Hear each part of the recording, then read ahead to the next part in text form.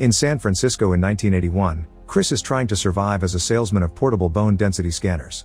Every morning he drops his son Junior at the daycare and visits as many hospitals in the city as possible to sell the scanners. Unfortunately, they're pretty hard to sell because they're unnecessary and expensive. When he takes the bus, he often bumps into a crazy hobo that calls the scanner a time machine. Sometimes Chris needs to stay out for longer to try to make a sale, so those times he asks his wife Linda to pick up their son. This always irritates her because she often works double shifts to support the whole family. One night during dinner, Chris finds a Rubik's Cube, which is the latest trend and a gift from a friend of Linda's. She asks Chris if he paid the taxes, but Chris is going to file an extension, frustrating his wife even more.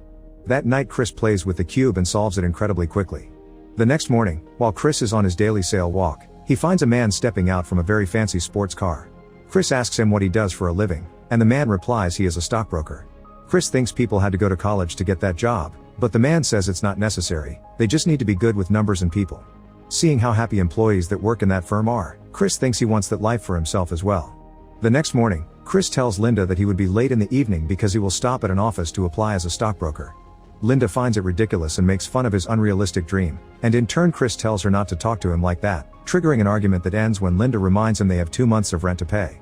Sometime later, Chris makes his way to a brokerage firm to apply for a job. This firm takes 20 people every 6 months, but only one gets the job.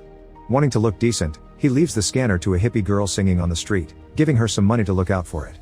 Once inside, Chris starts hearing the details of the job and gets the application, but suddenly he notices through the window that the girl is running away with the scanner. Application in hand, Chris immediately leaves and begins chasing her through the city and the station, but the girl escapes by getting into a train. The next day, Chris promises Linda he'll sell the scanner so they don't see it anymore. However, first he heads to the firm to leave the filled up application. He makes sure to personally deliver it to Resource Department Manager Jay so he can tell him a bit about himself and cause a good impression, but Jay is in a hurry and promises to call later.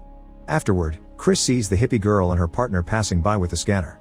Furious, he begins chasing them as it's revealed that he has spent his entire life savings on those scanners.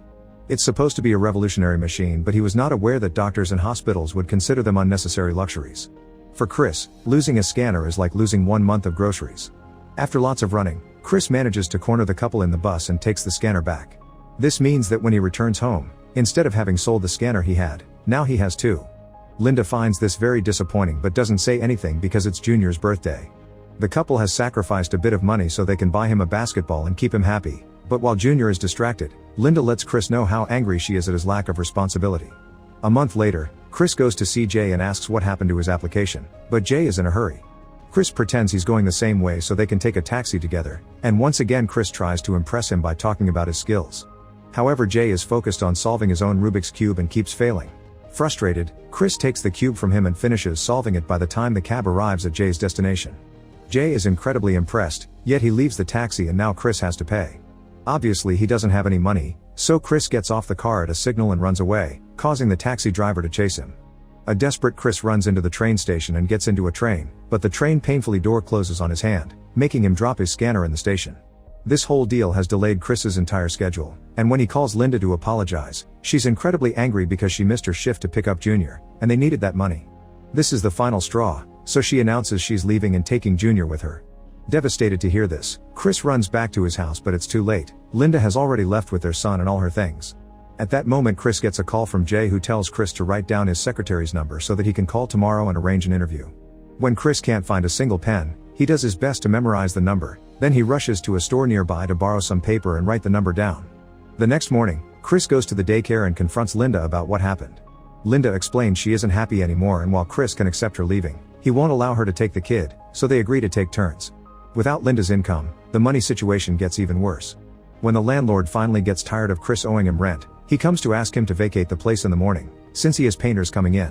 Chris swears he will pay soon and that he can do the painting himself, so the landlord agrees to give him 1 more week. A few days later, while Chris is painting the walls, 2 policemen arrive home and take him to the station, where he has to pay for all of his parking tickets. Unfortunately, the police officer tells him they will verify it at 9:30 in the morning, so he has to spend the night in jail.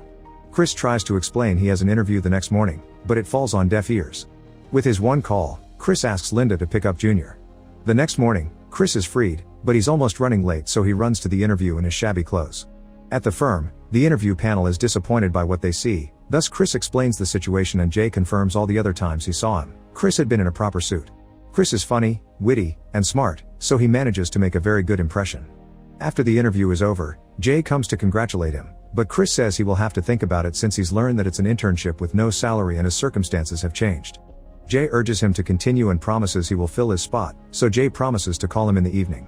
Later in the evening, Linda brings Junior and drops big news. She is heading to New York because her sister's boyfriend is starting a restaurant and she might have a job there. Chris announces he's keeping Junior because he knows Linda can't take care of him.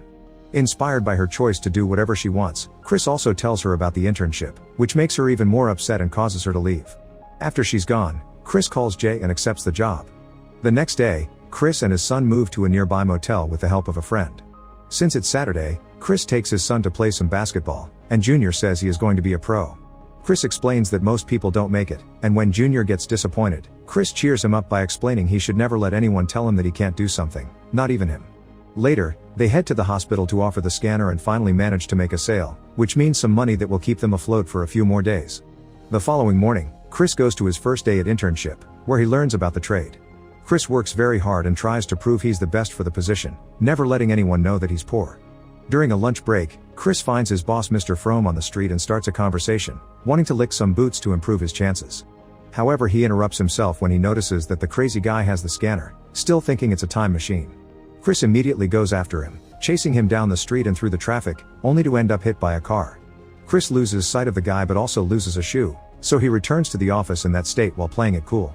Over the next few days, Chris keeps doing favors for office manager Frekesh and keeps making phone calls to get in the clients, to no avail. To make matters worse, Chris has to leave early to pick up Junior, so he has to complete the same work as the others in less time. This causes Chris to never hang up the phone, never drink water, and never go to the bathroom. He avoids the motel manager because he owes him money, and brings Junior with him when he goes to hospitals on the weekends to try to sell his last machines. One day, Chris decides to do the list out of order to accelerate the process and makes a risky call, managing to get an appointment with top-level pension fund manager Mr. Ribbon, who tells him to come to his office in 20 minutes. Chris tries to rush out of the building, only for Frekesh to stop him and ask him to park his car somewhere else. Not having any other choice, Chris tries to do the parking as fast as possible, but by the time he makes it to the meeting, Ribbon is already gone. The following morning, Chris goes to Ribbon's house, pretending he just happens to be in the area. He thanks Ribbon for the opportunity and apologizes again, then he pretends he'll be taking Junior to the football game. Ribbon informs him he's going with his kid too, so he invites Chris and Junior to come with them to his private box. During the game, Chris tries his sales speech on Ribbon, but no matter how much Ribbon admits he likes Chris, he isn't interested. However, Chris gets the cards of Ribbon's rich friends, who show more interest. Weeks pass with Chris doing his best to survive between his internship and the sales of the scanners. However, the day finally comes for the IRS to take money from Chris's bank account for his unpaid taxes, leaving him broke. Desperate, Chris tries to ask an old friend for the money he lent him, but the friend says he already paid him when he helped him move. Chris gets furious, but his friend just closes the door on him. Sometime later, Chris took his son to the park and sees the crazy man with the scanner again. Immediately Chris goes after him and retrieves his machine, which is in a rather bad state now. Chris cleans it and tries to sell it to the doctor, but unfortunately the machine isn't working. When Chris and Junior return to the motel, they find their things outside and see the lock has been changed because of the lack of payment. Chris tries to pick the lock and open the window to no avail, meaning they're now homeless. Since his friend still won't open his door, Chris takes Junior to the train station, and while they're waiting for the train, Junior points out that the scanner isn't a time machine like the crazy guy said. Chris tells him that it is and starts a game to cheer Chris up, pretending they travel through time and can see the dinosaurs. Then Chris announces good cavemen need a cave, so they sneak into the station's bathroom and lock the door. The duo spends the night there on a blanket of toilet paper, and while Junior is asleep, Chris allows himself to cry. The next day Chris and Junior go to a homeless shelter that rejects them because it's only for women and children, but they get a tip about another one. They run there as fast as they can because the line is long and the spots are limited, getting to the entrance just in time when there are only 4 places left. A hobo tries to slice in to steal the last spot, but Chris immediately fights him back, and when security hears the guy cheated, Chris gets the last room. In the shelter, Chris uses the little light available to try to fix the scanner and study for the internship exam. Whenever he goes to work, he brings his few possessions with him and makes up some excuse to his coworkers to explain why he's carrying bags around. During the following days, Chris manages to bring in some clients to the firm, thanks to the cards he collected. On the exam day, he's very nervous, but he still manages to finish the test pretty quickly. On his way out, Chris bumps into Frome, who just got out of a taxi. Since he's in a hurry, he asks Chris to lend him $5 to pay for the cab. Chris can't afford to waste that, but still does it not to look bad. This delay doesn't allow Chris to get to the shelter in time, so he and Junior end up sleeping on a train. The next day, Chris donates blood for money and uses to buy a spare part for the scanner. Today they do get to the shelter in time, and Chris finally fixes his machine. In bed, Junior wonders if his mother left because of him, and Chris makes sure to comfort him and convince him it wasn't like that. The next day, they manage to sell the scanner, and to make Junior feel better, Chris gets them a night at a hotel. That weekend they spend it together on the beach to bond and catch a break. On his last day as an intern, Chris meets Jay in the washroom, who congratulates him for bringing in many clients and says he did a great job. Later, Chris is called to Frome's office, where he's informed that he's gotten the permanent position he wanted so much. He's already starting tomorrow, and to seal the deal, Frome gives Chris back the $5. As Chris leaves the building, he cries and explains this is the part of his life called happiness. Afterward, Chris goes to pick up his son and hugs him tightly, ready to start their new life. Eventually, the real Chris went on to form his own multi-million-dollar brokerage firm, and made millions by selling his minority stake in the firm. He's also written a very successful book detailing his whole experience. Make sure to subscribe and turn on notifications so you can watch more videos like this. Thanks for watching.